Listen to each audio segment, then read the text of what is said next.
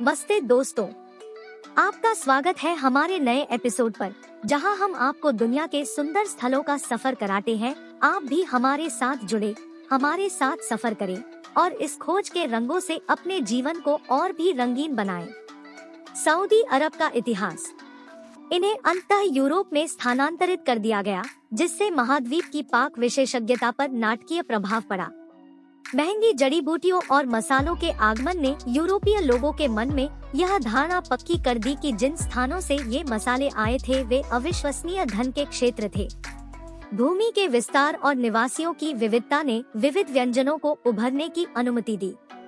कुछ अरब आजकल चाहते हैं कि उनका भोजन अत्यधिक मसालेदार हो, विशेष रूप से अरब की खाड़ी और उत्तरी अफ्रीका में लीबिया और ट्यूनीशिया की सीमा वाले देशों में, जहां मसालेदार मिर्च का उपयोग ज्वलंत व्यंजन बनाने के लिए किया जाता है। अन्य लोग आवश्यक पौष्टिक व्यंजनों से प्रसन्न हैं, जिनमें लगभग 5000 साल पहले मध्य पूर्वी देशों में उपभोग किए जाने के बाद से बहुत अधिक बदलाव नहीं हुआ है। इन अद्वितीय सॉस और भोजन ने अरब दुनिया की आबादी के खाने के पैटर्न पर लगातार प्रभाव नहीं डाला। दावा किया जाता है कि अरब जगत की समृद्ध पाक विरासत ने अरबों को भोजन के प्रति जुनूनी लोगों के रूप में तैयार किया है। यह सच हो सकता है क्योंकि अरब जहां भी जाते हैं, अपने व्यंजन अपने साथ लाते हैं। अपनी नई मातृभूमि में तेजी से एकीकृत होने की उनकी प्रवृत्ति के बावजूद वे दृढ़ता के साथ अपने व्यंजनों से जुड़े रहते हैं। कई लोग इस व्यंजन को अपने दोस्तों और पड़ोसियों के साथ साझा करते हैं। अरब देशों में रहने वाले राजनयिक और अन्य विदेशी ज्यादातर स्थितियों में अरब व्यंजनों के प्रति स्थायी प्रेम विकसित करते हैं।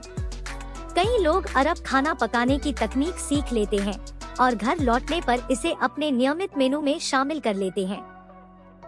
इनमें से कई समृद्ध प्राचीन भोजन विरासत में मिले और फिर अरबों द्वारा परिष्कृत किए गए, अभी भी कुछ हद तक अरब की खाड़ी से मोरक्को तक पूर्वी घूंघट के पीछे दबे हुए पाक रहस्य हैं। हालांकि चूंकि दुनिया अधिक महानगरीय होती जा रही है, इन व्यंजनों का भविष्य उज्जवल है। वे लंबे समय तक छिपे नहीं रहेंगे क्योंकि वे हमेशा स्वादिष्ट, आकर्षक, स्वस्थ और पौष्टिक होते हैं। अरब की ब्रेड, फलाफेल, हुम्मस, मांस और वेजी पाई और तबौला अब कई प्रमुख अमेरिकी और यूरोपीय शहरों के कोने के कैफे और रेस्तरां में पाए जा सकते हैं।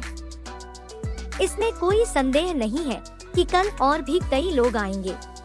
अरब व्यंजन दुनिया भर के देशों की रसोई को प्रभावित करना जारी रखते हैं, जैसा कि वे अतीत में लैटिन भाषी दुनिया में करते थे।